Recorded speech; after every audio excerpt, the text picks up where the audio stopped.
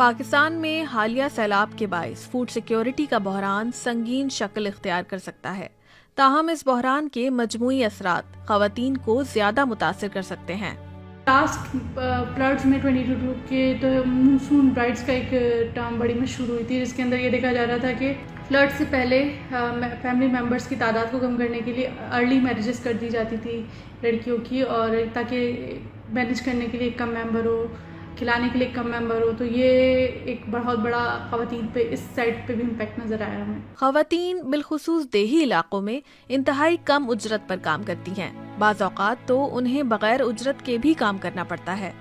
کئی گھرانوں میں اکثر خواتین مالی خود مختاری سے محروم رہتی ہیں، اسی وجہ سے جب خوراک کی کمی یا مہنگائی جیسے مسائل بڑھتے ہیں تو وہ زیادہ متاثر ہوتی ہیں۔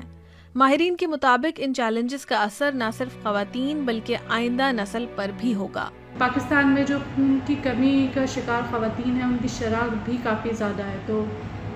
اس کا یہ ایک لانگ ٹرم امپیکٹ نکل کے آتا ہے، جس کی وجہ سے جب وہ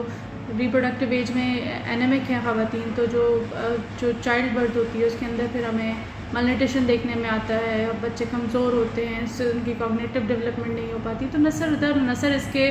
اثرات ہمیں دیکھنے میں آتے ہیں۔ اب سیلاب کی موجودہ صورتحال کے پیش نظر حکومت پاکستان نے ملک میں ماحولیاتی اور زرعی ایمرجنسی نافذ کر دی ہے، اور اس کے لیے روڈ میپ اور سٹیک ہولڈرز کے ساتھ مشاورت کی ضرورت پر زور دیا جا رہا ہے۔ ضروری ہے کہ ویمن اور ادارے جو ویمن کی فیسیلیٹیشن کے لیے کام کر سکتے ہیں وہ اسٹیک ہولڈرشپ کا پارٹ ہوں۔ اس کے علاوہ بے نظیر انکم سپورٹ اور ایسے دوسرے جو پروگرام ہیں، جو آپ کے پاس ایڈریسز ہیں، آپ کے پاس NSEs ہیں، آپ کو پتہ ہے فلڈ افیکٹڈ ایریاز کون سے ہیں، تو آپ ڈائریکٹ فیسیلیٹیشن فنڈز کے ذریعے کر سکتے ہیں،